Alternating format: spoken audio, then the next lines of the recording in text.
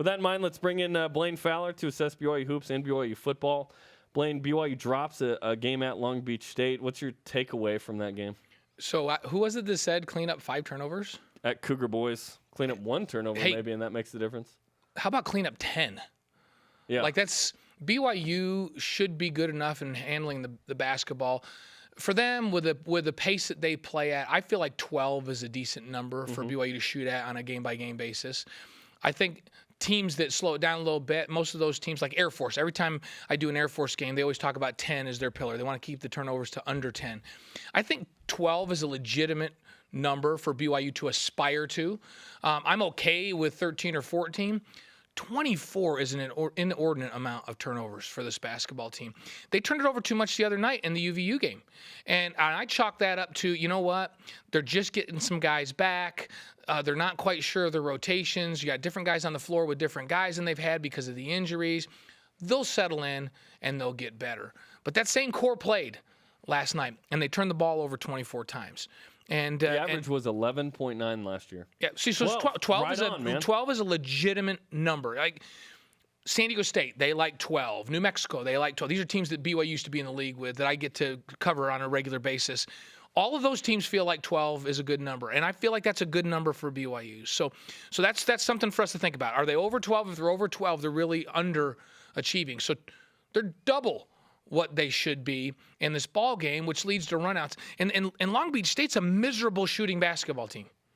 They ended up shooting only 31. But if you look at the points off of turnovers, they had 23 points off of turnovers, and BYU had just 5. And so that pressure translated into easy buckets for Long Beach, who struggles to score anyhow. Poor free throw shooting allows, short circuits your comeback. They were 6 of 16 in the second half shooting free throws.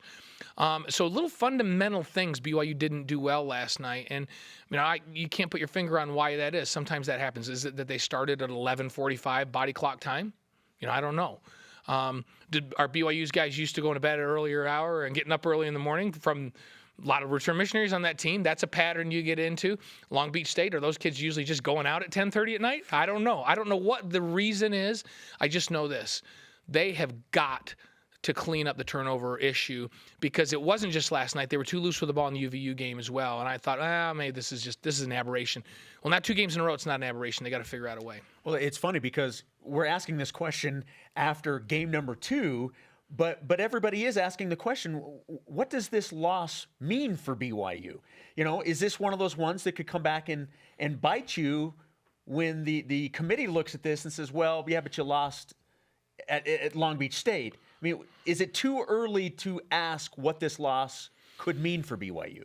Yeah, it is. So I think with all these preseason things going on, teams are going to have losses. Teams that are going to be in the Final Four are going to lose early in the season in some of these tournaments.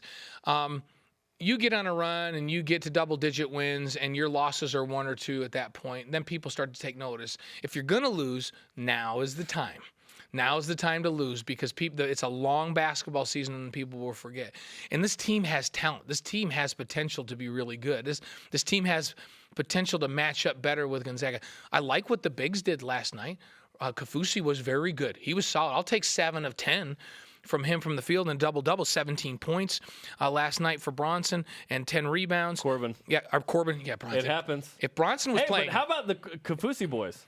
This is a big weekend Saturday for the Kafusi boys. And Monday, this is a big weekend. So, and Kyle Davis, he's got to figure out a way to take care of the basketball a little bit better, but he's very, very effective. Offensively, he rebounds like nobody's business. I thought the front line was good last night. They were just solid last night. But the backcourt this time let BYU down. They didn't shoot the basketball well. Nobody did. Nobody shot the basketball well from outside. So they've got to do a better job. Fisher's got to find a way to be more consistent. And you expect Emery's going to be a little bit up and down because he's a young, inexperienced player, and he didn't shoot it well last night either. And so you're going to have nights when somebody's not shooting it well, but you hope that both of the guys that you rely on to knock down outside shots aren't missing on the same night. So they're expecting Emery to be an outside scorer. They're expecting Fisher to be an outside scorer. If Fisher's off, Emery can pick up the slack. If Emery's off, Fisher can pick up the slack. If they're both off, then Chapman can come off the bench and try to pick up the slack, and he did a nice job. He looked good last night, but But, man, they can't have both of those guys dead stone cold on the same night, and they can't turn the ball over like that. And I wouldn't expect them to do it again. I do think this is probably an aberration. And I know Dave Rose and I know that staff, they're going to be talking about ball security a lot in this coming week. Blaine Fowler's on BYU Sports Nation. He's on the call Friday night against Adams State in men's hoops. You can watch that 9 Eastern on BYUtv. You just made the point that I wanted to get to, which is how soon before BYU can start looking to other sources besides Fisher and Collinsworth for leadership in this game, because they both had foul trouble and had to come out of the game in the first half, and that certainly affected the game. Yet, no one really injected themselves offensively, so BYU struggled at that point. Yeah, I think Toulson is a guy that should be able to help pick up the slack, but he's been more of a get my shots from other people type of a guy. So he's been the guy, if he's in the game with Kyle Collinsworth and Collinsworth breaks the defense down and everyone collapses, then he's sitting on the perimeter, he understands spacing, he squares up, they kick the ball out to him, and he's deadly that way. He may have to assert himself a little bit more off the dribble and insert himself more into the offense when you have a game like last night where your primary guys that are your ball handlers aren't out there. And I think Chapman has the ball handling skills. In high school, he was a really good ball handler, Chapman was. He played that point. He was a distributor. He was known as a distribute first guy. So he's a guy that can help set up other people as well. Let's switch gears and talk a little football. BYU went to Arrowhead, and the whole week we were talking about, Missouri's offense is so bad, and they are. Yet they were able to score 20 points. I don't know how you felt about this, but I look at the numbers, and everyone wants to focus on the numbers that BYU's defense gave up. And, yeah, it was a lot compared to what Missouri had been able to put up.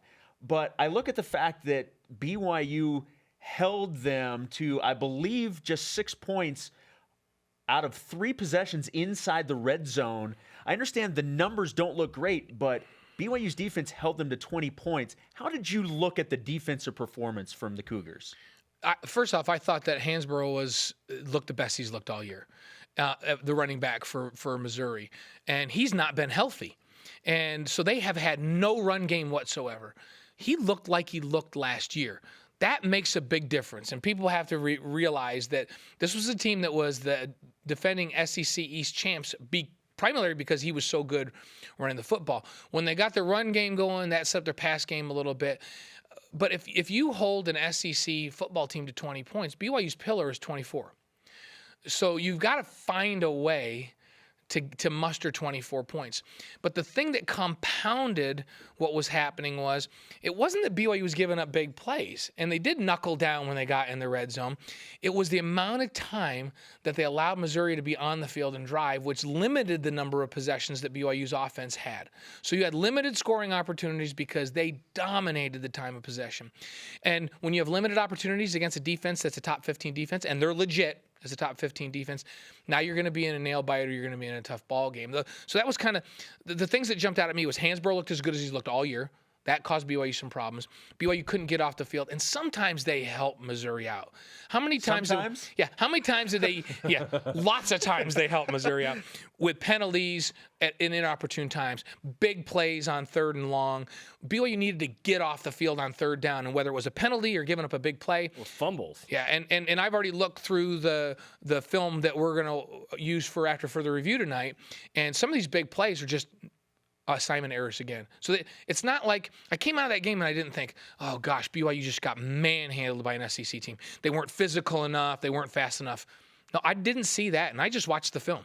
What I saw was assignment errors in a big game in inopportune times that allowed Missouri to get big plays, sustain drives, and stay on the field, and you end up losing a ball game in a tight ball game. I take some positive away from going, BYU didn't seem outclassed from a speed or strength perspective in that ballgame. They were fine. They stood up fine. Blaine Fowler, we call him the Ron Jaworski of BYUtv. You can watch him on After Further Review tonight as well, 8 Eastern time, to break down BYU and Missouri, preview Fresno State. Isn't it weird that after 10 games, 7-3 feels irrelevant, given everything's happened? I think the program or the win expectation rose with BYU's 5-game win streak, and they were having fourth quarter comebacks. But BYU sits at 7-3, and it feels disappointing, oddly, right? I think when the season started, there were many who thought that they would be 1-3, and that would be okay in the first 4. And so if that would have been the case and they ended up 7-3 now, then we'd all be going, well, that's what we expected.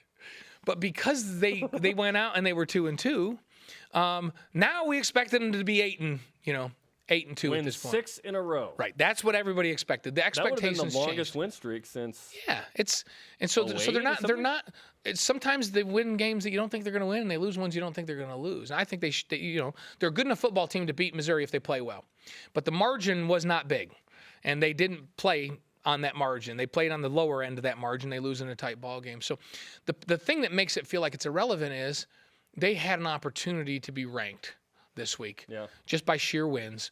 And then probably stay ranked the rest of the season, which to me is big because every time college football finals on ESPN, Sports Center is on. The bottom line. It scrolls there and they show the highlights from the top 25 teams. So now BYU's not going to get the exposure that they normally get. That's the disappointing thing about this loss is it cost this program exposure.